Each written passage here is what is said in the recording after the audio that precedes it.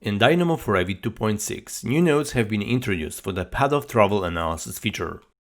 In Revit, the path of travel element allows you to analyze travel distances and times between two selected points in your model. In a plan view, a path of travel is established by selecting a start point and an end point. Model elements located in the analysis zone are treated as obstacles. The path of travel feature performs calculations to determine the shortest distance between the start and end points that avoids contact with these model elements. In Revit 2021.1, computational designers will find new Dynamo nodes for waypoints, as well as new nodes that enable fine-tuning of distance calculations, giving them more options when authoring Dynamo scripts for route analysis.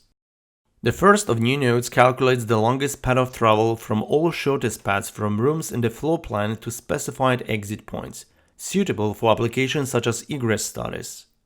4 additional nodes help Dynamo users automatically add, move, or remove waypoints from paths of travel at the specified index.